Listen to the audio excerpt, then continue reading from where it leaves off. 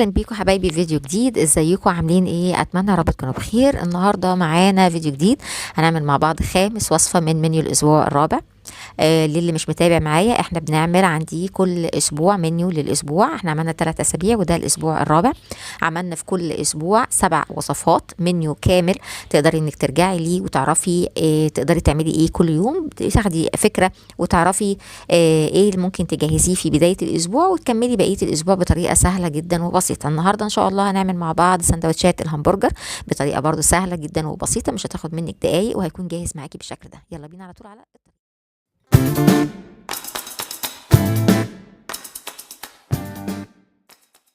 حاجة. طبعا احنا عاملين الهمبرجر مع بعض قبل كده على التجهيزات، كنا عاملينه على فيديو التجهيزات، هترجعي ليه وتشوفي كنا عاملينه ازاي. انا بطلعه زي ما هو كده، مجرد ان انا بسيبه بس دقيقتين. طبعا انا كنت حاطه بين كل واحده والتانيه كيس بلاستيك علشان لما اجي اطلعه يبقى سهل ان هو يطلع معايا بالشكل ده. انا طبعا لو مش حاطه اكياس البلاستيك دي مش هتعرفي خالص تطلعي قطع الهمبرجر من بعضها. انا بفكه كده وهو متجمد، يعني بقى ممكن بالسكينه كده، وبتبداي انك انت تفصلي بين الواحده والتانيه لحد ما يفكوا من بعض. بعد كده وهو برضو متجمد هنبدا ان احنا نجيب الجريل، حطيت فيها مكعبين من الزبده وبحط عندي قطع الهمبرجر. زي ما انتم شايفين. طبعا النار بتبقى عاليه في البدايه، وبعد كده بوطي النار علشان خاطر اللحمه تستوي، ما ياخدش لون من بره وبعدين في الاخر الاقيه اللحمه من جوه ما استوتش. ببدا ان انا اوطي على النار كده فوق المتوسطه شويه، واول ما بتاخد لون بقوم قلبها على الناحيه التانية وبتاخرها شويه. طبعا هي القطعه طبيعي اللحمه بتكش شويه، يعني بتخش في بعضها فبتبدا انها تكش.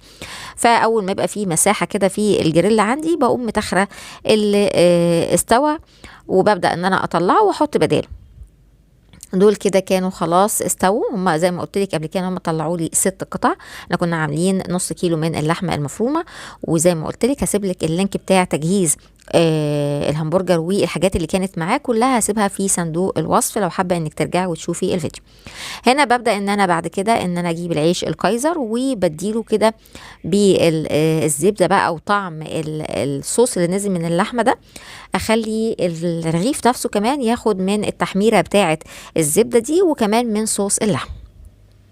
بتاخد لون معايا بالشكل ده، يعني مجرد تحميصه بسيطه، يعني ما بندلوش لون قوي. وبعدين على طول بنجيب عندي الصوص اللي احنا هنحطه على السندوتشات. بجيب عندي معلقتين كبار كده من المستردة، معلقتين كبار من الكاتشب، معلقتين كبار من المايونيز. ما عندكيش حاجه من دول ممكن اي 2 يكفوا. ما عندكيش مستردة ولا مايونيز ممكن شويه كاتشب عادي جدا، ممكن شويه طحينه، يعني المتوفر عندك استخدميه. انا عملت كده الصوص بتاعي اهو. ببدا ان انا اجيب بقى عندي الرغيف وبدهن عندي الصوص اللي احنا عملناه دوت، وبعدين بحط عندي بقى شرايح من البصل، شرايح من الفلفل، عندي طماطم، عندي جرجير. ما عندكيش جرجير ممكن تحطي خس، ممكن تحطي كابوتشا، يعني المتوفر عندك حطيه. وبعدين بحط قطعه الهمبرجر الموجوده عندي تاني، وبعدين بحط عندي برجع احط بصل وطماطم برضو، بحط قطعه من الشيدر وبقفل الرغيف بتاعي في الاخر بالشكل ده. ادي طريقه رص الرغيف بطريقه سهله جدا وبسيطه. في بقى ناس بتحب انها تعمله اكتر من طبقه، فممكن تحط بدل قطعه الهمبرجر الواحده تعملها قطعتين 2. بس انا ما بفضلش كده لانه بيبقى الرغيف كبير قوي، حجمه زياده عن اللزوم، فهيتاكل ازاي؟ فاحنا بنعمل حاجه كده تكون سهله وبسيطه ونقدر ان احنا نعملها تبقى سهله في الاكل. ببدأ احط بقى زي ما انتم شايفين كده الطماطم والبصل والفلفل، وبعدين بحط قطعة الهمبرجر وبرده قطعة الشيدر، وفي الاخر بحط شوية من الجرجير وبقفل على الرغيف بتاعي بنفس الطريقة. هكمل بقى بقية الغرفة بتاعتي بنفس الطريقة كده بالشكل ده. وده الصوص اللي احنا عملناه، حطيته فيه بولة صغيرة كده، وحبيت ان انا ازود شويه كده برضو علشان خاطر هم كانوا طبعا حبه صغيرين باقيين، فزودت شويه من الكاتشب وشويه من المستردة. هنحطه كده في مع العيش بتاعنا او الارغفه بتاعتنا، علشان لو حد حابب ان هو يزود صوص وهو بياكل الهمبرجر.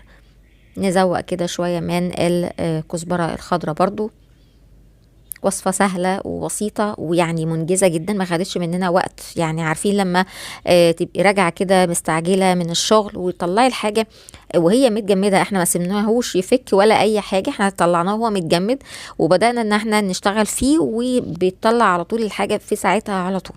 وده طبعا لان احنا زي ما قلت لك احنا بنعمل التجهيزات اللي في بداية الاسبوع دي، بتسهل علينا خالص بقية الحاجات اللي احنا بنقدمها طول الاسبوع.